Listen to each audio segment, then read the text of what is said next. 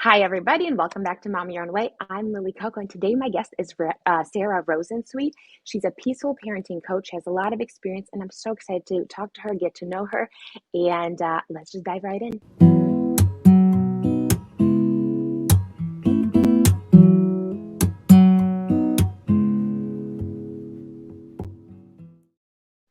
Hello, Sarah. Hey, nice to be here. I'm so happy you're here. I want to get to know your journey. I want to get to know you. I think a lot of parents are going to be excited to hear the information. There's so many things out there in the parenting world, right?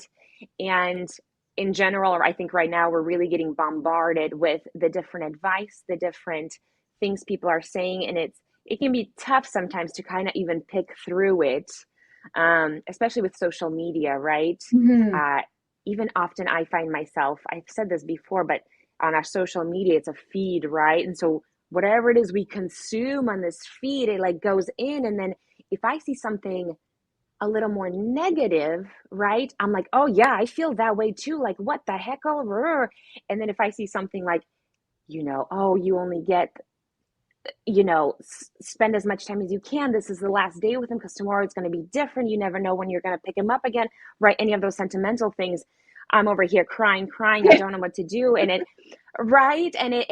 It can be a little extreme, right? Our social media right now it, it's like can navigate your emotions, which isn't necessarily healthy, but I think it's out there, right? And there's so much that's out there. And um, I'd love to hear about the peaceful parenting. I'd love for you to share all of your knowledge and tips. And I'd love to talk about the different kind of parenting styles, perhaps if you can go through them. Sure. Um, let's talk about, you know what? Let's just get started with your journey. Tell me more about Okay. you, and then we'll just dive all into it. Sure. So before I had kids, I worked in film and television. Dream job, loved it so much. I worked in wardrobe and every intention of taking a year off and then going back to my job. Then I had my first son in 2001, and I was like, oh my gosh, I cannot leave him for, an easy week was like a 60-hour week, right? So Mm, completely like threw my career plans on, like to the wind. And I ended up, I had a few stints back and forth of going back to that job for, a couple months here and there in between children. But I ended up having three kids and being a stay-at-home mom for almost 12 years. And then when it was time for me to, when my youngest child went to kindergarten about 10 years ago, it was kind of time for me to say, okay, what's my next chapter? And I just landed on I need to start my own business because there aren't any jobs out there where I could like be home for sick days, be there in the morning, be there in the afternoon. And it was really important to me to still yeah. be like a presence in my kids' lives. So I had gotten, over those 12 years, I'd gotten really into parenting. Like it was sort of, when you're a type A personality, you kind of just throw yourself into everything you do, whether it's Yeah. like work or school or parenting. And I really, I was telling you before we came on the air that I was into attachment parenting. Like when somebody gave me Dr. Sears' baby book when I was pregnant with my first child. And that was sort of the very beginning of the attachment parenting movement. And, when he was about, I don't know, when he was about 1.5 or little, maybe 20 months old, I remember once he was crying and a very well meaning family friend said to me, oh, don't pick him up. He's just trying to manipulate you. And I was like, what? And I realized that there was this like, I was bumping up against conventional parenting and like sort of like, I'd spent the last 20 months like nurturing this like really sweet bond with my child. And all of a sudden, people were telling me to not meet what I saw as his needs, right? And that Mm-hmm. all of a sudden I was like expected to kind of switch, like we weren't on the same team anymore, you know? And Yeah. so back then, there was no such thing as peaceful parenting or positive discipline existed, and that had been around since like that form had sort of been around since I was a kid. But there wasn't the sort of peaceful parenting, responsive parenting, that whole thing yet. So I Mm, kind of just winged it. Like I just, I sort of just had my own. I was lucky to have some people in my life who were, especially my husband's aunt was like just super, super loving with her kids. And I Mm-hmm. know that she, in the family, there was a little bit of like, oh, she's too soft. And, but she was just so loving. Like she was just such a wonderful role model. Yeah. And honestly, like this kind of parenting came really naturally for me. Like it was never a battle like within myself to think like, oh, do I want to punish them? Like, of course I didn't want to punish them. Like I really believed, like I believe that people are doing the best they can and that people want to be good and children want to be good. And so it was really easy for me to, parent this way. So Yeah. when it came time for me to start my business, I'm naturally bossy. I like to tell people what I to like that. do. And my husband was like, why don't you start your own business? And I had a friend who was doing some like her own, doing a coach certification. And I was like, I could be a parenting coach. And it didn't really even like, it didn't exist 10 years ago, like parenting coach. I mean, maybe there were a few here and there, but Yeah. so I just decided to be a parenting coach. And then a couple years in, I did certification with Dr. Laura Markham, who's kind of the queen of peaceful parenting. And I've Mm. been doing it ever since then. So that's how I started my business. I love that so much. I think the part where you talked about, essentially trusting your intuition, right? Trusting your own mom gut saying, the relationship I have with my kid is what I trust best. Mm-hmm. And I think at times that could be so hard, right? Especially when we have the people around us telling us something different, especially when it's somebody who we hold at an authority figure, right? So whether Yeah. it's our parent often, Mm-hmm. or close relatives, anything like that. And then when they're going on about, you should do this, you should do this, or that's not how we did it, or we did it this way and it turned out fine, I think is the comment that we hear often. Um, it can be challenging. Mm-hmm. Um, Yeah, I mean, and I think I'm lucky because my personality is like, I just like my own ideas. Like, and so I love I that. wasn't really swayed by, I mean, first of all, I didn't get a lot of pushback around certain things. And there were things that I did get, people telling me when my oldest son was 2.5, my mother-in-law convinced me that he had to be in preschool because he needed his peers. And I was a stay-at-home mom and he cried every day. He didn't want to go. And like I Oh, sent him, right? Because she and other people convinced me that he really needed that. I look back and I'm like, yeah, he didn't need that. Like we were going to the playground. We were like he was with his peers, So there yeah, were for sure times that I didn't listen to my gut because of people telling me that I should be doing this thing. But most of the time, I was like, no, he doesn't need a timeout or, yeah, he needs me to pick him up, like that kind of thing. yeah. So, yeah, but it can be hard. And I know, especially like a lot of the people that I work with, they were raised with conventional parenting. And maybe now would be like a moment where I could sort of define the differences between conventional parenting and, I would yeah, love that. Yeah, yeah, because I think if you were raised with conventional parenting, it can be a lot harder to shift to a peaceful parenting model because your parents are like, well, we raised you this way and you turned out fine, or parents are saying like, what do you mean you're not going to give him a consequence for that? But hmm, I actually wasn't really raised that. I was raised with definitely more like on the peaceful side, so that was another thing in my favor. So conventional parenting, you can also call it, I think that it's more close to the authoritarian model, which is um, when you have, let me frame it this way, when you have a gap between what you'd like your child to do. So you have your like expectation for your child here, and then you have like the reality of what's happening here, right? And there's a gap there. Whether you want your child to, come leave the park when it's time to go, or something like that. In conventional parenting or authoritarian parenting, you would use something that fear based to get them to do it, right? Like if you don't come, there's no iPad when we get home, or if you don't come, whatever, something bad's going to happen to you.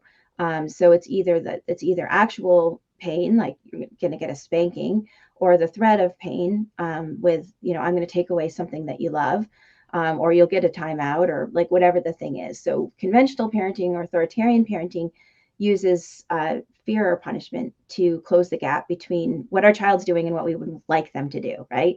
right. Um, Sort of the another style of parenting, which most people don't choose to do this style of parenting, they just kind of fall into it. We might call it permissive parenting, where when there's that gap between expectation and reality, they don't have any tools, they don't know how to close the gap, right? And some people who Mm, are raised with authoritarian parenting might fall into permissive parenting because they're like, they know how bad it felt when they got a spanking or yelled at or, whatever. So they're like, I don't want to do that with my kids. So I'm not going to do those things to my kids. So they drop Right. out that set of tools, those tools that are like the authoritarian, fear-based, yelling, spanking, whatever, drop that out. But if you don't replace it with something else, you actually don't have any way to get your kids to do what you'd like them to do, right? So Sure. when Sure. you say, when you like time to leave the park and they say no, and you're like, oh gosh, what do I do now? Like, Right. I don't want to yell at them or give them a timeout, so I'll do nothing. So that means like we leave the park an hour later than we actually wanted to leave, right? So Right. permissive parenting is almost like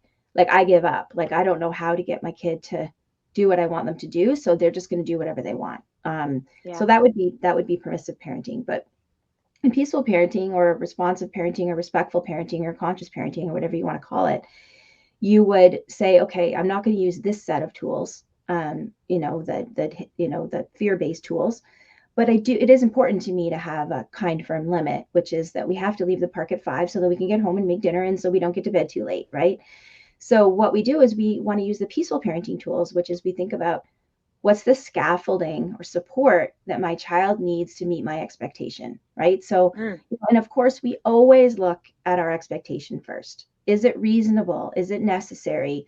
Is it developmentally appropriate? Because sometimes it's not. Sometimes we have this expectation of you must put your pajamas on first in the bedtime routine and then we'll brush your teeth. And your kid wants to, do something else first. And you're like, okay, this is a silly limit that I'm trying to set here. Or, you can't wear your rain boots because it's too hot out and your feet will get hot. Well, they're the kids' feet. Like if they want to wear their rain boots, maybe you throw a pair of sandals in the bag. And if they realize that their feet are too hot, you let them Yeah. change into their sandals, right? But Right. so we always want to look at our limits and look at our expectations before we think about how do we get our kid to meet them. That's a really, really Yeah. important part of peaceful parenting because we want to be flexible. We want to be, on the same team. We want to be trustworthy and like our kids are not experiencing us as like controlling or like, no, you must wear your sandals because I wouldn't want to wear rain boots on a hot day, right? Sure. Um, Sure. but when we do decide, okay, this is what I suggest is that our health and safety limits, right? Hmm. So if it's not going to hurt the kid or other people or property, um, go for it, right? Like if it's something that it's really, it's something that doesn't have any negative health or safety consequences, why not? I mean, and or like that wrecks your day too much, like you've got to leave the park at a certain time so your day goes smoothly. Hmm. Then you look at, okay, so how do I help my child meet my expectation? For a little one, play is usually the best way to get them to come along with you, right? Like, okay, Yeah. let's pretend that we're ladybugs going to the car and like, well, how does a Yeah. ladybug go to the car or whatever? I mean, you have a 2-year-old, you know how great play is to We're get. waddling to everything. If we got Yeah, him, I'm like, let's waddle over here. Let's hop over there. yeah, Here's yeah, Bunny. Bunny's gonna go take a bath. Let's go with exactly. Bunny. Let's Yeah, bring yeah, some berries. Well, everything is yeah, play. And right there, right? What's my expectation? How do I get us there in a really fun way? Because I yeah. don't think to kids it really matters where they're playing, right? And Mhm. I think kids want to be helpful. They want to do things, but if I'm being told no all the time, it's um it's just hard. It's like, Yeah. man, I just want to, right? You just want to And be the your own more, kind yeah, of, and the more you can say yes, the more you can be flexible, the easier it is when you do have to say no, right? So maybe you try to like leave the park in a playful way and your kid's still not buying it. Like you're pulling out all the bunny hops and ladybug yeah, flies, whatever you can do, and they're still like, no, I don't want to go. right, And then you just bring a lot of empathy. Like, I know you don't want to go, sweetheart. At the same time, we have to go home. It's time for dinner and right, maybe you have to pick up your child and carry them to the car and maybe they're crying, and you just do it with as much empathy and kindness and compassion as you can, and just sometimes we do have to do things that our kids don't like, because right. we need to have our lives move in a smooth way. Yeah. You mentioned Mhm. something earlier in regards of the team, right? And I think one of the biggest things that is helpful is being on the same team, right? We're a family, and so showing our kids, hey, we're on the same team. You know Mm-hmm. what? I love being at the park too. I love playing here. I'd stay here all night too if I could. Mm-hmm. But we gotta get the food. We gotta get it cooking. But you Yeah. know what? How about this? We'll come home, we'll try this, you can play with this, Yeah. and you try to maneuver it. And like you said, if it doesn't work and they're still crying, it's okay to cry. It's Yeah. okay to be upset about it. I am upset also with you that we Yeah. can't just stay here all day. Yeah. I'm with you. Yeah. But that's just what we have to, I have to do it too, right? We're on the Mm-hmm. same team. Let's Mm-hmm. listen to your favorite song in the car. Let's do Mm-hmm. some rhymes. Let's see how many red cars we can Oh, find. you've got Let's such see. good strategies, Lily, like giving them something to work towards. Like, okay, when we get in the car, we'll put your favorite song on, or like when you said when we Right. get home, we can play this, or you can help mama cook, or whatever. Like, Right. there are so Give many them great something to ways. look forward Mhm. to. You love the sliding climbing. Hey, let's put the couch cushion down and you can slide down that. Let's Yeah. hide the puzzle pieces in the couch and then you Yeah. can find me. Oh, is Yeah. it a farm puzzle? Who's Hmm. saying moo? Where's the Hmm. cow hiding? Hmm. Right? Just having these little things of making it really playful because I think kids want to play, but when they don't, even as an adult, if I don't have something to look forward to, um, I don't want to go. So if a place Yeah. doesn't have a good parking spot, I don't want to Yeah. go. And so I think those expectations that you talk about, is it a reasonable expectation to Hmm. expect something like this of a kid? And then you also talk about, development, right? Because little ones, they don't have the impulse control, Yeah. and they don't have the experience. So to them, I always think of time wise, right? Like if you're having the best time, right? Whether it's your wedding, a party, whatever, time flies. Time doesn't Hmm. exist. Hmm. It really doesn't. And the only way we understand time is if we look at our watch or our phone now, right? Whatever. And we have certain times. Oh, we got to get there before traffic. We got to get there before this. This has got to be done. So we have a schedule that's going on. But to kids, they're essentially at a wedding all day long. They Yeah. just want to play. If they have two cups in front of them and they're pouring sand back and forth, they're having the life of their, like the time of their life. And so Hmm. it's hard for them to grasp that time concept. So when like we have to go now, that urgency comes in. Hmm. Um, they can already feel it, Well, yeah, right? kids They're like a experience. dog sensing fear. Yeah. They're just like, oh, Yeah. Well, they okay. experience rushing as a stress, like a stressor, right? Hmm. I think everyone does. I think it's Yeah. not just on kids. When somebody's rushing me, it's a coming from a trauma childhood and all of this. When something like that happens, I go into freeze mode. Hmm. Um, Even when something as simple of like, the maintenance guy is going to come at 12, I almost can't do anything until that happens. I'm in that freeze mode where I'm waiting for it. I'm uneasy, I'm anxiety filled, Hmm. and the behavior changes, right? And I think even with little kids, because I think they can see a lot more than we can, right? They can see the energy if you want to go into that field. And I think our eyes tell so much about us, right? If we Well, have a it's the little nervous anger, system, right? It's the nervous system. Like our nervous systems are always communicating with each other. And so we don't even realize, like, if we're dysregulated, our children are going to pick up on that. We're calm, right? they pick up on that, right? Right, right. I think dysregulation is a word that should be highlighted and screamed from the rooftops. I think often we say, oh, toddler's having a tantrum, and it's almost like this thing that's kind of thrown away. It's like an expected thing and it's fine. But if we're going to call them tantrums, I'll say I know lots of adults who have tantrums. Mm-hmm. But if we get rid of the tantrum word and we say we're dysregulated, it kind of gives us that softness of, okay, I understand that. Maybe there's too many sounds going on, too Mm-hmm. many things. Maybe I'm unclear on direction, right? And I don't know what's happening. I went to the dentist office recently and I got some tooth work done. And the dentist and the workers, they were just kind of going on about their business. They were working. They did everything right. But because Mm-hmm. I didn't know what was going on, I felt excluded. I felt uncertain. I didn't know when I was going to be done. I didn't know how long Mm-hmm. it was going to be, how long it was going to take. And then I thought, wow, this is probably how kids feel often, Oh, right? I Because love that.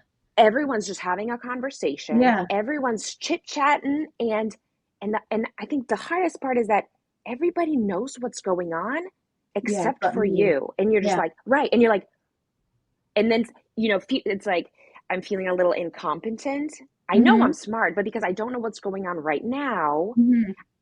I feel like I can't do this. I don't know what's going on. And the conversation, when they were just chit chatting to one another, and I'm like, I don't exist right now. Hmm. And I'm like, wow, that's how kids feel when the adults are just talking. Well, and no wonder you And get like provocative behavior of like kids like, doing things to get your attention, right? Because right, they attention is such a vital need, just as much as yes, like sleep or food.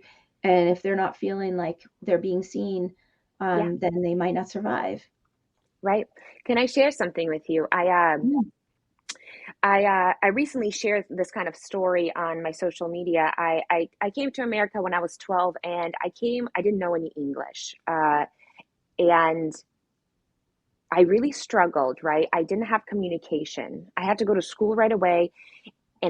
So first it was culture shock, right? Russia, America, very different. Schooling, culture, everything is just very different. So first it was culture shock, but more so communication. Everybody knew what was going on, and I couldn't say the words. I Hmm. was often seen as stupid because I didn't know the word, but I just didn't know the translation of the word, right? Hmm. And so, but people would be like, oh, you don't know that word? And it's like, I just didn't know translation.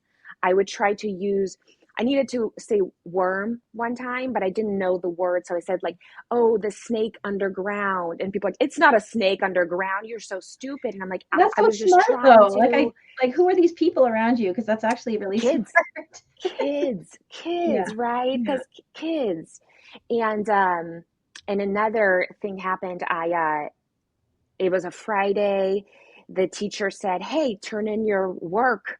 And I didn't have mine. I was like, "Oh, you said we were going to do it on Friday." And he's like, "You were supposed to have it done." And because I again, trauma childhood, I didn't want to do anything wrong. I already walk on eggshells. I would never want any conflict. They said they were going to call my parents in. I Oh didn't my know what was goodness. happening. I started freaking out. I started crying. I was like, "You said we were going to do it Friday."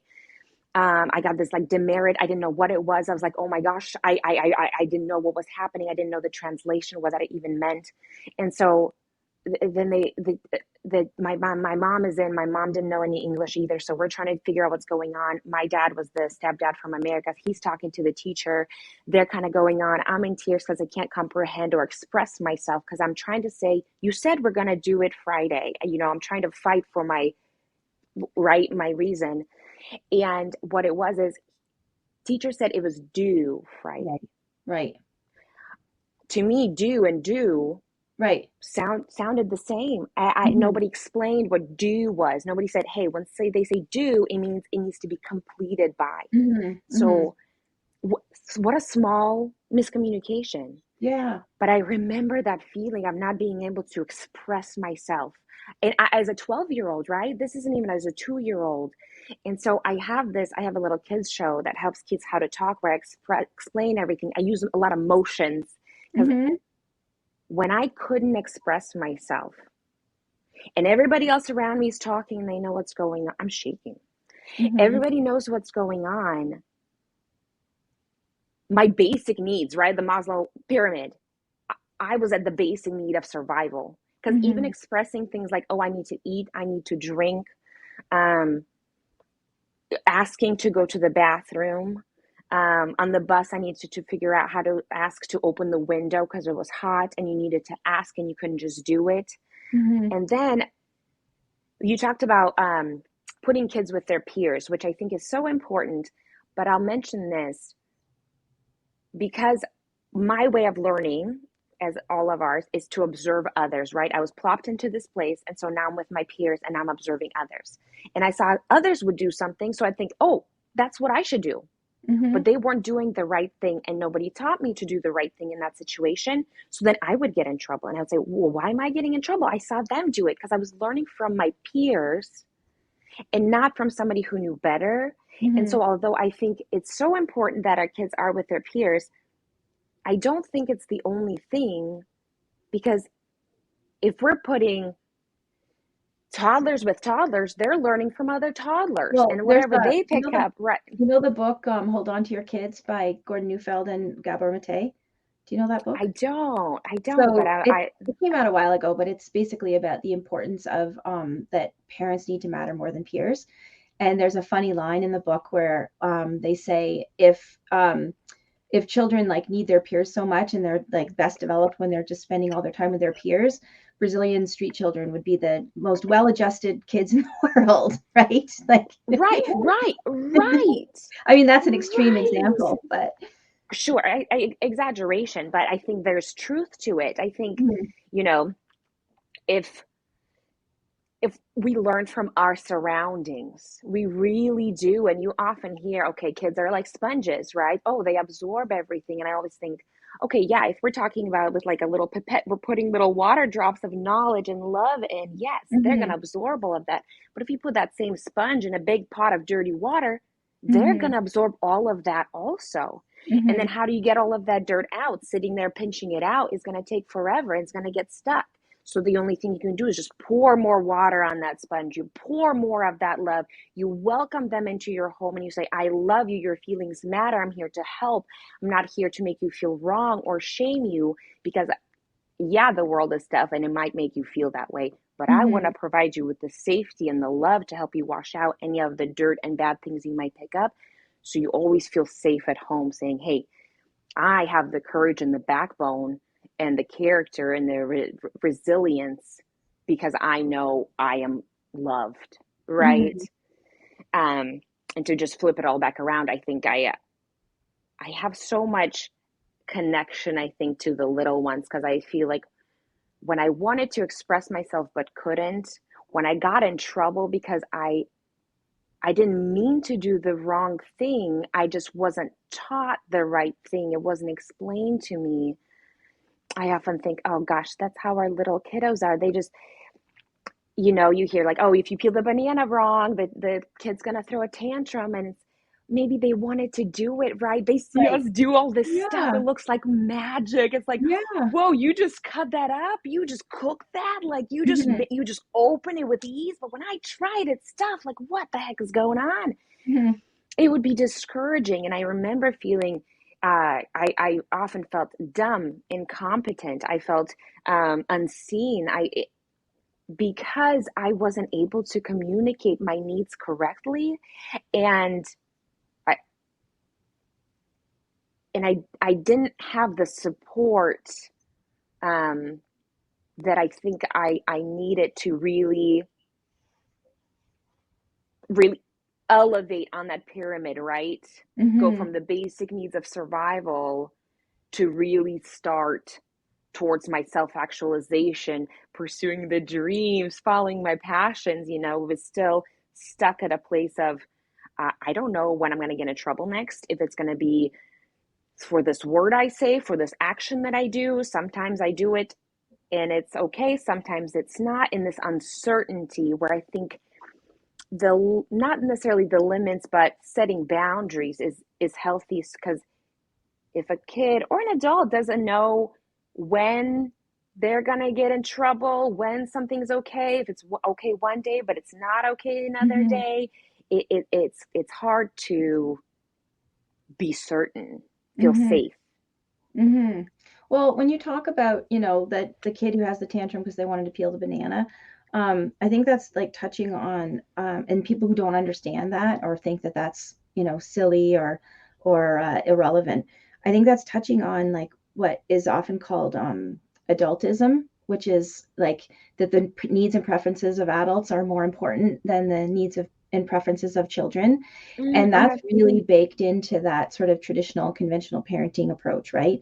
And I think that's one thing that's really different about this kind of parenting, peaceful or responsive parenting, is that we really see kids as like, well, they're not our equals because we still need to be strong leaders and take responsibility for their needs getting met, but we really see them as like humans that matter, and like it matters that they want to peel the banana, right? And we try to figure out like, what do you want, what do you need, like what are your ideas? And I think Yeah. that's really beautiful and different part of this kind of parenting. Yeah. I always try to, for me, put myself in the place, right? So it's like if I'm sitting down and somebody just picks me up, it would be sudden. It would be alerting. It would be like, well, what's going on? Or even Hmm. with the TV, right? If I'm watching and you just turn it off and you Hmm. see it, right? You've seen those like videos where a guy's playing a video game and somebody just turns it off and they have a Hmm. freak out because you wouldn't Hmm. want that to happen. Or if, let's say somebody's Yeah, watching a sports game, you just turn yeah, off the TV, they would flip out. yeah. If That's, I cartoons mean, aren't that's exactly important, it, right? Like, would you do this to another adult? right, There's a right. funny video. It's an older one, but these moms sitting around drinking wine, and they start talking to each other like we talk to our kids. Like, one of them's got like this much wine left in her glass, and she reaches for the bottle, and the other one's like, "Don't you take any more until you're finished what's in your glass." And like, or one of them enthusiastically interrupts the other one. I was speaking. Didn't you see that I was speaking? Like all that, and you realize like, oh my gosh, like we treat children sometimes in a way that we would Yeah. never treat another adult. Right, right. I think that's exactly it, is that I don't think we need to see kids as adults because they're not. They are No. kids, and there are certain things that we need to remember that they are capable, and at certain age levels aren't capable of doing yet. But the respect should go Hmm. in the same ability, right? If you wouldn't do that to an adult, why is it okay to do it to a kid? If you Yeah. wouldn't, I'm not uh, pro spanking, and it's probably again was done to me, and so I wouldn't want it, Um, but I wouldn't hit another adult. I if they Even if they spoke poorly to me, I think it Hmm. just sets an example of I'm saying hitting is okay Hmm. because kids learn from what we do and they learn Hmm. from our habits, right? Um, and so if we say do this, but we don't actually do it, it's harder for them to see it because they don't see us do it. But if we say please and thank you every single time, you pick up on it. It's kind of like when you spend time with your best friend, you start getting the same Yeah. mannerisms. You start Yeah. saying the exact same things. You become a little copy of one another. And essentially, with kids, you're starting with this blank piece of paper. The only thing they would know is what you're showing them. And so Yeah. when we do things like showing yelling, verbal abuse, physical abuse, I think the only thing that demonstrates is these are acceptable forms of coping mechanisms for Hmm. humans to express. Therefore, if I'm doing it, you are also doing it. And then um, I think it's silly when we get confused. It's like, oh well, my kid is hitting, my kid is yelling, um, and if it's modeled in front of them, I think it's like, well, of course. Now, I'm not saying that if a kid is screaming and hitting, it's because the adult did it. Kids will do that until you Yeah. It's the show them and fight or let them flight. know. Yeah. Right, right. Hmm. They just don't know any better. But if you are setting that example, I think it's silly to expect them not to do it. Hmm. Yeah. Well, and I think one thing that's interesting to think about too, when you said, kids are not little adults, I think sometimes we put that lens on them of like, well, how could he be crying because I opened the banana for him, right? But we have to remember that, little children throughout their life are developing resilience. And it's appropriate for them to get upset about small things when they're small because they don't have big problems like I just lost my job or my partner left me or all of like the big things that we need Yeah, resilience about when we're adults. They have to work up to that, so it's yeah, it's appropriate for them to get upset because that you gave them the wrong color cup, they really wanted the blue cup, or because they cut the toast wrong, or whatever the thing is, because little kids have little problems, and as they grow, that's how they learn resilience, is that when we respond to them as if it's not an emergency, like, oh my goodness, you didn't want me to cut your toast, you wanted it whole, and we empathize with them, and we don't tell them to stop crying, it's not a big deal, right? Because they need these things that it actually isn't a big deal, like you and I know, like right, like the toast tastes the same no matter how it's cut, but it's a big deal to them, right? And right. so they need that to develop the resilience that they need as they grow up.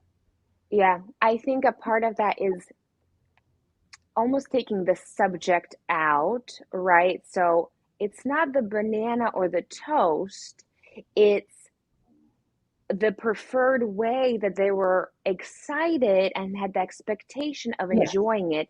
Like when we go to a restaurant and we order something and you ordered it one way, if you ordered a salmon fillet, but it comes in a skewer, that would be surprising for you. Yeah. Yeah. Well, and I That's always not what you expected. yeah, and it's also like whenever parents, when I say, you got to empathize when your kid's upset, even if you don't agree, and they're like, how am I going to empathize about, the muffin being cut in half? Like, I don't care if somebody cuts my muffin in half. And I'm like, you can't empathize about the muffin. As you said, it's not the banana, it's not the cup, it's the feeling underneath. And what you're talking Yeah, about is like being surprised or disappointed. Like, I know what it's like to be disappointed. I know what it's like to be, feel misunderstood. Like, if your kid thought that you knew that they wanted to open the banana themselves and then you opened it for them, they would feel like, my mom doesn't even understand me. Like, I thought she yeah, knew that's what I wanted, right? So we right. can relate to that feeling of like feeling misunderstood, feeling disappointed, feeling frustrated. And that's what you want to empathize with, right? You want to empathize with the feeling that's underneath the situation. And then it's pretty easy to get to empathy if you think about it that way. Yeah. I think there is that kind of line of the expectations, right? Um, we, I think, often want to expect the kids to understand things our way, but I don't know if we're always ready to meet our kids Mm-hmm. and see their expectations. Well, it's the And I, adultism again, right? right, right, right. Mm-hmm. And I also wanted to mention, and this is only drawn from the experience of my one kid. So I'm not speaking of all of this stuff, but something I notice is um, she likes to do things. And when she's just learned a new task or a skill or a play, a new way of saying something, she wants to do it again and again and again. It's a practice, right? It's a Mm-hmm. learning opportunity.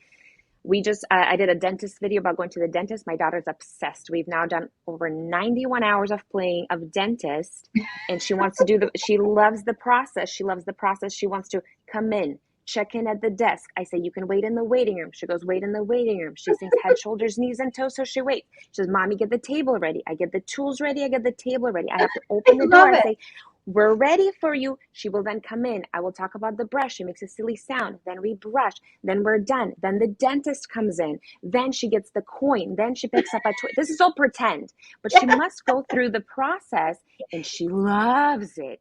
Uh-huh. And I'm like, I'm tired of playing, but I know each time it's a learning opportunity. She's just like, I'm doing it, I'm doing it, I'm doing it. And then in there, there's a security and safety because each time we do it the exact same way, she's like, I got it right. Mm-hmm. Right? It's that expectation being met. And I think on some level, there's a security in it, right? You expected it and you wanted it. And I think when it comes to the blue cup, the toast, the whatever, in their head, they remember it. Oh my gosh, okay, yesterday I got it this way, and they want to match it, right? Because they're Mm-hmm. like, I liked it, I loved it, I want to Mm-hmm. do it again. Mm-hmm. And so they're expecting it, and then it's different. And then it's like, whoa, I thought I knew this, but now I don't. I knew which way my toast was gonna come. I knew it in my head, and now it isn't. I'm Mm-hmm. wrong. Why am I Mm-hmm. wrong? I didn't mean to be wrong, right? And so it's sudden, it's surprising, it's a little ajar of like, man, I thought I learned this and now it's different. And so I think they look forward to things being exactly the same so they can in their head file it and say, this is how you do it. Now I know. Mm-hmm. And I'm grasping that on another level, there's also a little thing I've tried to remember like, but maybe today she'll want to try it. So each time I peel the banana, I cut it into circles, but she's watching me, right? And so maybe today she woke up and said, I can do this. I Mm-hmm. can do it. I watched my mom do it 400 times. I can do this. And in her head, she said she can do it. And then I take the opportunity away from her expectations and I did it. Mm-hmm. And in my head, we're doing it exactly the same way. But in her head, she thought she was going to get this task done. She was going to be responsible, be independent, feel that competent feeling of like, I can do this. And then Mm-hmm. involuntarily, I took it away. Hmm. Yeah. And so there is comes that empathy of like, oh, you were so excited to do this. Hmm. I can see how you wanted to do that, right? Hmm. Yeah, that's so, I mean, it's just the way that you have a gift for being able to see things from your child's perspective that is really beautiful. Thank you so much for saying that. Hmm. Oh, thank you so much. Yeah, it's Wow. it's hard for a lot of people to get to that point, and that's what I consider my job is the champion of the child through supporting the Mm. parents because I never work with the kids, right? I only work with the parents, but like my ultimate goal is what you just did is to help the parents see things from their child's perspective. And it's just it's hard for people to get there sometimes. I think not to bounce back again, but I think it comes from that empathy, right? We talk about empathy, and I think I'm very empathetic. Just recently, about 6 months ago, I learned that technically, if you're really an empath, a really big empathic person, it actually comes from a trauma response because you're so used to reading the room, analyzing the situation, the heavy breathing, the slamming of doors, heavy stomping, the avoidance of eye contact, right? The tonality of someone's voice. You take it all in, assess it, and then you say, okay, maybe they're frustrated, maybe they're annoying, maybe I need to set myself back. But you Right. start almost uh, you assess the situation and you try to see it from their point of view where it's like, Hmm. okay, let me put myself in their shoes, see what I need to do to avoid any For conflict, survival, yeah. usually to survival, to protect yourself. Yeah, And I mean that tracks for me too. And like, but I wonder, I mean, and I think that you're probably right. That is a way that someone develops a lot of empathy. But do you think, like, I mean, just as a point of curiosity, do you think people can develop empathy, like be really empathetic without having had a yes, trauma background? Because I think they can, because I think a I've seen little, 100%. little, my 2-year-old son does not have it, or when he was 2, he's 22 now. He doesn't have a trauma background, but he was super empathetic, like from the get go, right? Like he was always like wanting to help other people and had such a big heart. Because he saw that and be modeled. I think in my example, right? I think on one side, because I didn't see it, Hmm. I self taught it almost, Hmm. where it seems second nature. But if I saw it as an example, it would only make sense to me. And Hmm. similarly, I would assume your son's side from you because he Hmm. sees how, oh, my mom thought maybe I was hungry and she went and got that for me. She thought Hmm. maybe I was cold. She brought me a jacket. She Hmm. asked me if I was thirsty and brought me some water. My Hmm. mom's considering of these things and then she makes an evaluation and Hmm. then a following action to those things, right? So they see that process and I see it in my daughter. We play this shy cry game. She's so into emotions right now. And it started out with nervous. So I did this video about emotions. I named them all. And I think for her it was very surprising because she usually just sees mom very happy, easygoing. And here I go through the process of modeling certain situation. I play with this toy and I say, it falls. I say, oh, I'm feeling frustrated, right? This isn't working. What can I do? And I go through these 22 tips of like, drink some water, take a break, try another toy, do something slowly, blow some bubbles because it encourages some deep breaths, right? And she really liked that video because it was a little different. And so, and she got the emotions, and then she overheard me saying, I was talking about something, and I said, "Oh, I'm feeling nervous," and she turned her head. She's like, "Whoa!" Right now, she sees me actually saying the emotion, modeling it in real life. She said, Hmm. "Mommy, you're feeling nervous," and I said, "I was feeling nervous." She said, "Mommy, did you do deep breaths? Did you do an affirmation? Which affirmation did you do?" Is your Right? And I 2-year-old go, saying this? yeah, she's so Oh my sweet. I have these videos. She's running to me. She's like, which affirmation did you do? Did you say I am strong? God. Did you Oh. say I can do hard things?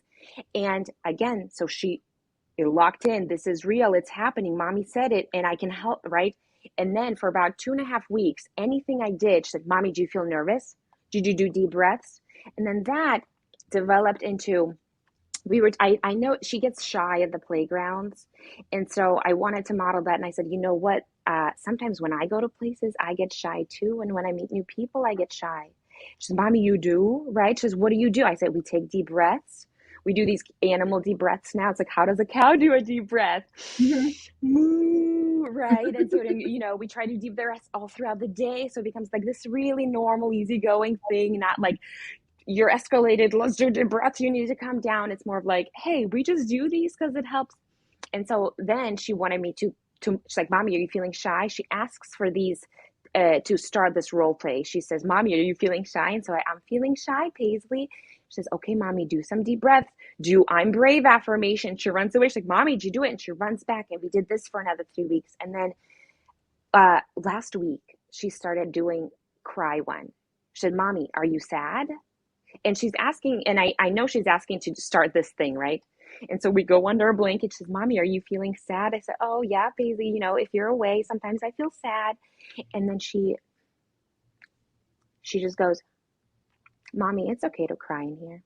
Oh, you love She says, that. "Mommy, I'll be right next to you." And I know these are probably things I've said to her, right? And so she's modeling Yeah. them, but these are now coming. She developed from just silly nervous to now this crying situation, this Hmm. shy, we call it shy cry game. And so we go under. She says, "Mommy, are you feeling sad?" "Mommy, it's okay to cry in here." And I started crying because I realized I never heard that before. Hmm. She said, "Mommy, you can cry in here." And then she said, "I'll just lay next to you." And then Oh. she said, "Would it make you feel better if I brought you a toy or a book?" And I was like, "Oh, a toy." And she went and got these poppers. She said, "Mommy, I'll lay next to you and you can just pop them." And I was Oh. like, she's never experienced anything traumatic. I mean, I am at her beck and call, and I am obsessed with her, and I try to help her with anything I see. Everything is a learning opportunity. So I'm like, yes, let's do it. Let's do it. You want to do this? Let's do it. You want to do crafts? Let's do it. You want to be messy? Let's do it. We can clean it up. And then when she said, "Mommy, you can cry," and she presented me with these coping skills, Hmm. she had the empathy of knowing, hey, these are some things you can do. So like you're saying, and I'm bringing this back around. I'm sorry it took you on such a long path, but she learned the empathy of just watching it Yeah. be modeled. I have a similar story about my daughter. She's 16 now, but one day, I think she was probably around 10. I have a Vitamix, that Mm, Vitamix blender, and I was making yeah. hummus, and I was having like a really off day. Like I just was like not having a great day, and my kids are in the kitchen, and I did the dumbest thing. I like put the plunger, like Uh-huh. I put the plunger down without the lid on, so it like went into the blade, and like it didn't like the hummus got ruined, and like little bits of plastic in it ruined the plunger. And I was so like mad at myself, and I just couldn't let it go. Sometimes when you're having a Yeah. good day Yeah. and something like that happens and you can let it go, but I was just kind of like beating myself up and like just really like I just couldn't let it go. And my daughter Yeah. said, "Mommy, come with me." She's Mama. She calls you got me into saying mommy, but she calls me Mama. She's like, "Mama, come with me upstairs. I think you need to cry. I think you just need to cry." Because in peaceful parenting we have like an analogy of the emotional backpack, and sometimes when our emotional backpack Mm, gets full, we just need to cry to like release all of the feelings that we've right. been holding on to. So she said, "I Right. think you have a full backpack. I think you need to cry." So she said, "Come upstairs Mm, with me." So she brought me up to my bedroom, and she said, "Okay, lay down on your bed with me." And she laid down on we both laid down on my bed, and she said, "Okay, now think about something really sad, like the fact that your dad is getting old and he's going to die someday." oh my gosh. Oh my gosh. That was so sweet. Like I said, "Maxine, you are so sweet." And she said, "I'm just doing what you do for me," which is, I think, exactly what you were saying with your daughter, right? Right. Right. Right. Isn't that just the kindest, sweetest thing to watch Mhm. your child? And I think sometimes we learn stuff, right? And we just kind of take it in, and it is what it is. But when we have an opportunity to teach someone, it almost like you become like an expert at it, right? Because not only do Hmm. you know it, but if you have a way and a knowledge of translating it to somebody, right? Putting it into their terms, putting it into helping them through, I think it really enriches the soul of like, hey, I really grasped it because not only do I know it, I know how to relay the information. Hmm. And to see your kid really be able to grasp it and then demonstrate it, I think there's this richness to it of like, I think those are like the green flags of like, you know what, I'm doing all right. Hmm. Hmm. Right? Yeah. It's like, Yeah. man, I don't know if you're okay just eating a bowl of blueberries today because that's all you wanted. Maybe the nutrition is off today, but you know how to take care of yourself and you know how to help others, which is, I do mention this to my daughter though, and I always say, it's not your responsibility to take care of my feelings. Yes. Yeah. And I've always said that to my kids too. That's a really Right, important right, distinction. Hmm. Like there is a line. It's that's emotional boundaries, right? And I think right. especially as women and girls, we especially need to learn emotional boundaries. I think men and boys are socialized a lot more with emotional boundaries, but that idea that it's not your job to make other people happy is really important to be very explicit about with your kids. Yeah, yeah. It's something I wish was taught to me, and I still struggle because I still don't put myself not even top 10. Mhm. Um, and Well, that's not sustainable, Lily. So, exactly. And I noticed that I've started this process of myself healing about 2 years ago when my daughter was born. I made the decision of I need to be, I wanted to be the best example for my daughter, which for me meant, um, taking care of myself, being responsible with my feelings, being responsible with my time, and really clearing any demons, voices, um, any recordings I have from my childhood that I listen and I think is me talking, but isn't, right? mhm, And because I don't want to pass any of that to my daughter. She's not responsible for that. mhm, And, uh, and so I've started my own healing journey.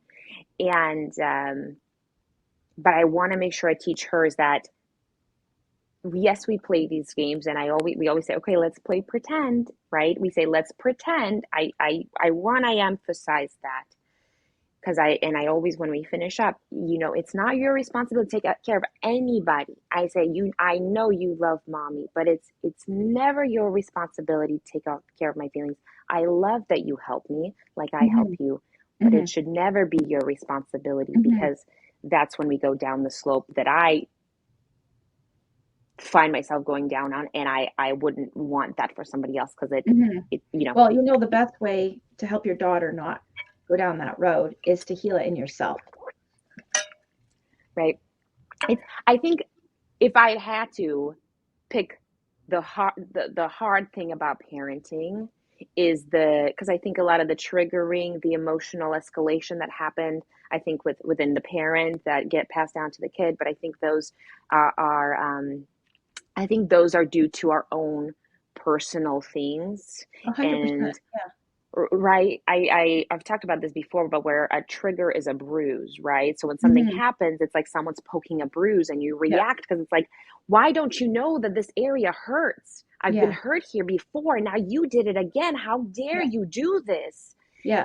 But if somebody poked you there once and you're just like, oh, whatever. But when they Yeah. hurt a bruise, it hurts. And but it's not our kids' responsibility to know where our bruises are. I think it's reasonable to talk to them about it when those situations happen. If we were to escalate and uh, you know uh, be aggressive with our kids, let's say we exploded, something happens. I think that's a reasonable place to say, I was having a bad day. I'm sorry I reacted this way. I have things that maybe I need to work on, right? I don't think we need to burden them with like, hey, I've had this bad life and No, but no, I no. think it's Yeah. reasonable to say, some things came up in it, right? Um, but it isn't our kids' responsibility to say to because they just don't know. How would they know? Well, it's funny whenever I work one-on-one with parents, after a couple sessions, they usually say, "This isn't even about my kid. This is just about me," right? Because Yeah, it's not your child's actions that trigger you, it's your thoughts and feelings about what they've done that trigger yeah, you, yeah, and yeah. your And past experiences. it's the past experiences and our own, the conversations that we have in our head, right? It's like you take on this voice of like, well, I told them not to do it and then they did it again, maybe, but maybe they did it again because they were just excited, right? They just, Yeah. I think a lot of times, you hear a parent getting frustrated. Oh, kid's annoying. They're just talking to me and this and this and this. And how don't they know that I need to be doing this? But in the kid's point of view, you're their best friend. Mhm, mhm, They just want to talk to you. They want to share everything with you. mhm. They're excited about it. They don't mean the intention, right? What's the intention? Um, to heal myself and to keep away from bad comments from people, I'll try to think, what's the intention of that comment? Because often the mean negative ones, the intention was just to hurt me, right? It Mhm. wasn't to point out that I did this or that. It was to hurt me, whether it came from because they were hurt, because whatever it is, the intention doesn't match the action. And I think when we look at our kids, their intention isn't to hurt you or be annoying or do the wrong thing. Their intention was maybe to be playful, to try something, to see if something works. I don't think their intention is negative. I think I see that No, and more in or adults. there's a need, right? There's a need that they don't Right, know how to get met. I have this really sweet right. story from a client who said that they just had a 4-year-old and a fairly new baby, and they were walking down the street, and the 4-year-old was having a pretty tough time with the transition to having a new baby, and they stopped at a crosswalk or stoplight or whatever, and the 4-year-old just kicked his mom in the shin for no reason that she could see, and she started to get kind of upset, and then she realized, like, oh, he's having a hard time, he's not giving me a hard time, and she bent down to his level and she said, "Did you just want me to pay attention to you?" And he said, "Yes." And she said, "You can just tell me I need some attention." And he said, "I didn't remember what it was called." Which is just like just the perfect thing, right? Like, Yeah, they don't know how to say I need some attention. They just yeah, do things sometimes because they need attention, and they don't know how, like, we don't know how to say I need attention, yeah, right? Like, yeah, yeah. And mhm, often, even as adults, you'll see that um, even in like relationships, right? mhm. People start to do this or do that. It's like it's a scream for notice me, Yeah, right? exactly. Yeah, I a big think we connection. see right. I think we I was looking into my previous rage cleaning, right? Because it's just like everything seems a mess, everything. So I just need to go and I need to clean, and it's this rage cleaning, but it almost comes from a sense of I feel so unnoticed and unseen that I'm doing this day in, day out. And I just, right. And it becomes like a manic place, a Mhm, manic episode where you're just like, I just need to get this done. Um, and it almost in a way of like, well, maybe if this is done, then I'll have control and I'll be seen and I'll be right. mhm. Um, but I think, like you said, as adults, we don't know the right way to say, hey, I just miss you and I want to spend time with you, or I feel unseen, I feel unappreciated. It's those terms weren't modeled to me. And so Mhm, I didn't even know how to say them, in what way to say them. yeah, Um, and then it's like if we don't show it for our kids, they're gonna draw their own conclusions. Oh, when I kick mommy, she talks to me. mhm, mhm. Totally, yeah. Man, I love talking to you. I love the You. concept. I love children. I think toddlers are like tiny little geniuses. They just don't have all the tools to really properly express themselves. But you No, know how toddlers are the the best. Like, I'm at right. the age where, like, my oldest is 22, my youngest is 16, and so I like I I mean, them growing up is like the most tragic thing and wonderful thing that's ever happened to me, right? But I'm like starting to think, grandkids, like I'm going to have grandkids someday, and all three of them say they want to Yeah. have kids. And of course, they're still quite young to become parents, but I'm at the age where I'm just like, I can't wait to have toddlers Yeah. in my life again, and babies and 5 year Yeah. olds. And yeah. You know what? Something I saw very early on in my parenthood journey, but it was this like an opinion of a grandparent, and they talked about how it was a grandma, and she's like, "Oh, becoming a grandma is my second chance at is like a second chance at parenting, but my first chance of doing it right, right?" So it's like Hmm. she's talking That's about sweet. how the Hmm. not having the stress, not being about worried that, oh, you're going to get in the bath time and Yeah. you need to wake up, we need to be in a right, that eliminates that stuff. It's essentially you can just do the fun things. Yeah, my And I have a first girlfriend who's got a grandbaby, like the first of my friends to become a grandmother, and she was just telling me yesterday how wonderful it is to like have the baby and be able to like bond with the baby, and and then be like, here you go, like you right, have it, you have her at night, like you right, get to wake up in right, the night and do the feedings. yeah. Something about that like spoke to my heart though, and I thought I don't want to wait till then. Yeah. And how can I focus and let go of certain expectations, to let go of that stress, unnecessary stress now, and there is a lot of things that I really kind of wave off, right? It's like you said, I don't need her to brush her teeth first and then put on her, Hmm. right? Or I don't need bath first until we get, Well, and maybe you don't even those need to take a things. bath, right? I mean, I was going to bring it back around to the what we were just talking about at the beginning with the setting limits. Like maybe, the stress that parents feel that this grandma was referring to is just sometimes like there are all these things that just don't even matter that we think Right. matter so much. When I tell parents, you don't have to give your child a bath every day, they're like, Yeah. what? Like that Yeah. is like become sort of this like North American bedtime routine that you Right. have a bath every day. Like, oh my gosh, I had to mark on my calendar practically Sundays and Wednesdays to make sure I gave my kids baths at least twice a week. Right. Right. I think it's important that we do talk about those things. That I think creating a routine is important because then kids can understand, okay, we're getting ready for bed. We're getting Mhm. ready, but I think we should let go of certain expectations. They're like, hey, you know what? That's okay. We didn't take a bath today. Why don't we just quietly play right here instead of the bath that we would have taken, right? Or just draw and relax and Mhm. scribble, and then we'll go into the bed. But give ourselves, I don't think it's even for the kids. I think it's for the parents, that flexibility to unnecessary stress of like, well, this needs to be done. And it's one of those things. It's like, if it's not going to matter in 5 years, Yeah, that's it, a great way to look you at shouldn't it. Mhm. worry about it more than, right. So it's like, if they want to wear boots, let them wear boots. Mhm. If they don't want to wear a shirt today, I don't run around the house. You don't need to be dressed for me. I think Mhm. that's all right. I think I do set the boundary. Hey, when people come over, we do put clothes on, and now it's Mhm. just known. But when we Mhm. don't want to wear clothes, I think this is your home too. Mhm. You can do that. If you choose to eat this right now versus that, I think that's okay, Well, right? parents are so hard on themselves. Like I see that so much. And someone shared this story with me that she was telling her mother about one of her favorite childhood memories, was when she and her sister would get what they called small plates and be able to eat in front of the TV.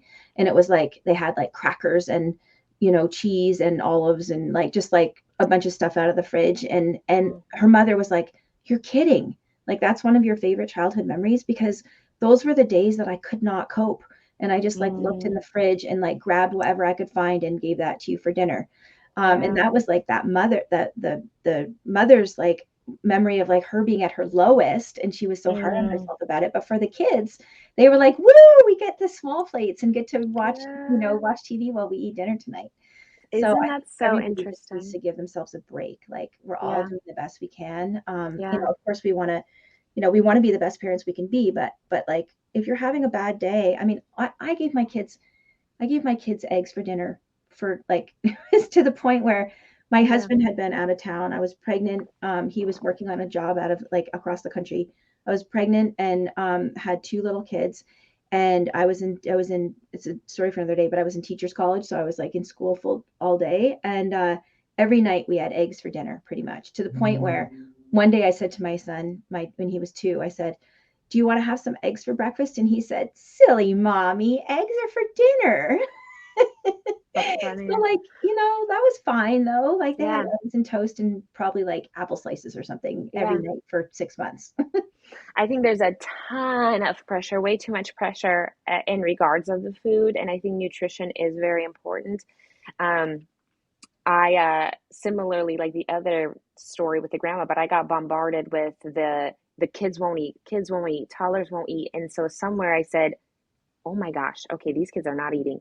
If my kid just eats, I'm okay." And Hmm. so if she just has a bowl of blueberries and 3 slices of cheese that she's eating, I'm all right with that. Yeah, You're yeah, eating. If yeah. she's just eating French fries and ketchup that day, I'm okay. You ate. Hmm. If you Yeah, just want toast and goat cheese, right now she's on this goat cheese kick. Oh my gosh, she's going through packs of goat cheese. She's just dipping and eating. I'm like, enjoy it. that That's sounds if that's great. all you want. Right. If that's all you want to eat, get after it. Because you know what? Mhm. You're pooping great. You're still sleeping great. No, you haven't had broccoli in months. No, you have right. But it's like I will let go of that expectation, and it has eliminated. I'll be honest with you. We barely have tantrums in my home. Like Mhm. we just don't. There are certain situations where she's overstimulated, dysregulated. Right? If there wasn't a nap, too many people. If the family comes over and she's trying to talk to grandmas, but they're just talking to each other, they're not seeing her, things will escalate, but you can see it coming, right? You can see Mhm. it a mile away. She's like, Mhm. she's trying to get the attention. But eliminating the food urgency and the you must take a bath um, thing, we just spend time together. And I think kids just want to spend time with you, whatever that looks like. Can I just say something in case anyone listening thinks that like we're talking about being permissive?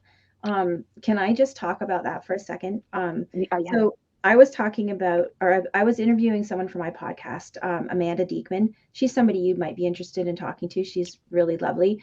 Her Instagram handle is Low Demand Amanda, and her parenting. She advocates for a style of parenting called low demand parenting, and especially like if you didn't have a really tough kid, because there are kids out there that I call them the more or extra kids, and they're the kids that you even if you're sort of doing all the things we advocate for, you still might feel like you're struggling because your kid is harder than the average kid, whether they're really strong-willed or highly sensitive or neurodivergent or whatever. Yeah. And I know there are a lot of parents out there with kids like that who feel like, well, I'm doing all the things and I'm still having a hard time. I'm not skipping through the park picking daisies with my kids or whatever. Right. So anyhow, and I just want to say to those parents, it's not because you're failing or you're doing it wrong. Like your kids are harder than the average child. It's not your imagination. Mm-hmm. Anyhow, low demand Amanda and I were talking about her thing is called dropping demands or expectations. Could be the same thing. Like you and I were talking about, the expectation to leave the park or wear sandals or like whatever the thing is. And so she advocates for basically, if you think about everything as either promoting connection or promoting disconnection, like every expectation or demand that you have for your child, and really carefully looking at all of the demands that you have, and then looking at the need that's underneath the demand. Mm-hmm. So for example, she talks about, if you have the demand or the expectation that everybody sits together at the table and eats dinner, but that's not working. Okay, what's the need under that? Is for Mm-hmm. connection with the family, right? Can you find that in another way? Um, so she and I were on the podcast, and I was asking her, okay, so what's the difference, do you think? And we kind of parsed it out together. What's the difference between dropping demands and being permissive, right? So you're talking about, yeah, my daughter can eat blueberries and goat cheese, and that's fine, or she doesn't have to, all the things that we've been talking about. Mm-hmm. Some people might think, oh, geez, these two parents here are talking about really being permissive and not, having limits or whatever. And so Amanda and I were talking about it, and she said something that I think is totally right on, which is when you're permissive, it's like you're checking out, right? You're just like, Mm-hmm. I can't deal. I can't even yeah, fine, eat whatever you want, or Mhm. just, yeah, okay, fine, we don't have to do this thing or whatever. Instead of being intentional, which is what you're talking about, being intentional about Yep. what matters, right? Yeah. Intentional about what matters, intentional about what the needs are, intentional about health and safety. So I think that's our framework, right? Is like Yeah. we're looking at being intentional rather than just like everything goes. Right. Right. Really thinking about, will this matter in 5 years? Right. Is this a health or safety concern? So I just wanted to clarify that because I think it's an I important think, point. yeah, I agree with you. I don't think I've labeled it the, but it goes back to like what's the intention, right? Mhm. Um, and similarly, you mentioned about the dinner table. Sometimes we eat at the dinner table. We do have a nice table that we sit at, but often, and this isn't for everybody. This is just something that works for our family. We just set our food at our coffee table, and we just have our plates, and we kind of sit on the floor because I enjoy just sitting on the floor and eating at Mhm. the Mhm. table. It gives my toddler room to just, she does like a circle, runs around, plays with a toy, comes to eat her food. We can all talk to each other. Sometimes we'll have the songs on, and we can listen to songs. But for us, for me, we can just spend time together, and that's Mhm. what dinner is about. And I think for me, she's a hummingbird. She wants to run around. She doesn't want to sit still yet. I think later when she's a little bit bigger, and I think, if you want to start them early to sit at the dinner table so they know what it is, I think it's absolutely reasonable. For our family, it just works, that she has the freedom to run around, and then she just wants to just be with us longer. She wants dinners to last longer. She wants to hang out more. She wants to talk. She sees what's on our plate. She asks about the vegetables. She talks about the things, and it becomes this, a thing that we look forward to. Meals. It's like let's eat. Let's eat together. Let's hang out Mhm. together. And I think from an outsider standpoint, it would look like, oh wow, you just let your kid run around and do whatever. But I think in my head, my expectations are that we're together, we're eating, and we're connecting. And when we started with like just like a snack we all had together, and it was so fun. They were like, let's just Mhm. do it again, right? And it's at her reach. She can grab things, so um, she doesn't have to keep asking for somebody else to get her stuff. Or um, and for me, I just love it because we're together. Mhm. And Yeah, in my family, we hardly ever eat dinner together just because of schedules, and I just often will make food and people will eat it. But we spend a ton of time together doing other things, So it's like people will be maybe surprised, like, oh, Sarah Rosensweet's family doesn't like eat dinner together. Like, isn't that one of the things that you're supposed to have, like the family dinner? We don't often eat dinner together, but we spend a lot of time just like hanging out together, and doing right. other things together. Right. I think that's the what's the intention? The intention is to connect. Hmm.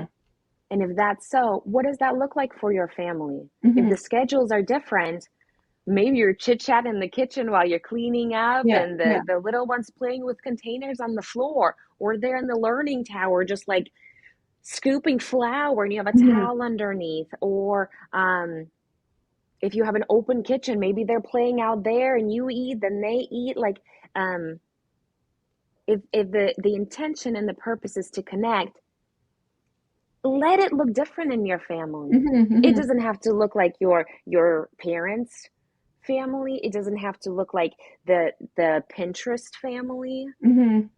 Um, Gosh, if it works for you and you are happy and you're mentally happy, right? Because I think happy mom, happy family. Yeah. Um, I say to my husband, happy wife, happy life.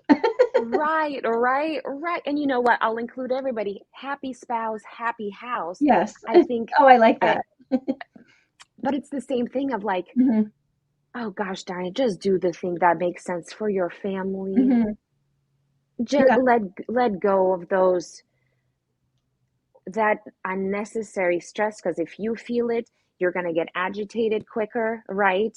um when I have something I need to get done, and I'm trying to try to focus on it, but my daughter needs my attention, I get a little bit more like, okay, well, let's just finish this now so we can go over to the next thing. And I'll click in. I'm like, I just changed my tone. I know I changed my tone with her. I wouldn't Mhm. talk that way to anybody else. And then Mhm. I immediately switch. I'm like, I know that thing I'm trying to do right now, this email I need to send is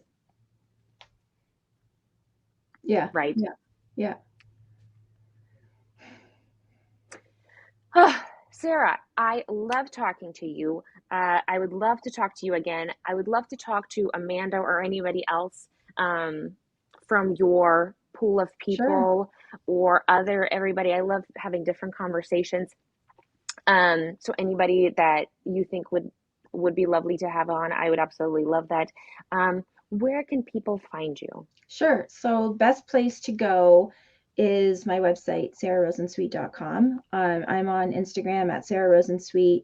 I have a podcast, and if anyone listening to this podcast, they're podcast people.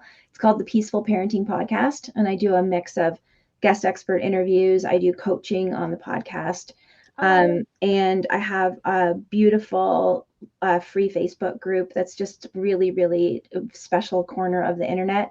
It's called Peaceful Parenting with Sarah Rosensweet. You can find that on Facebook. It's a really supportive, like we work really hard at keeping it a safe and kind place. So every day people tell me like this is not like any other Facebook group I've ever been in, mm, and we work hard to keep it that way. So those are all good places to find me. And yeah. also I'll say if anyone's interested in one-on-one coaching, I offer a free 20-minute consult. You can find that on my website, and I have two coaches that I've trained who work for me. So between the three of us, we have support for anyone who's looking for it. I love that so much. Sarah, thank you so much for your time and being on. It was an absolute pleasure. Yeah, it was great to meet you. All right, you have a good weekend. You too. Bye. All right, everybody. Thank you so much for being on. What a wonderful conversation. I love talking parenting stuff. I love talking about family and kids and the connection that we can make. So I'm so grateful. I hope all of you have a beautiful, beautiful weekend. Don't get too hot in the sun. Eat some popsicles, play in the sprinklers, and I'll see you soon. Bye.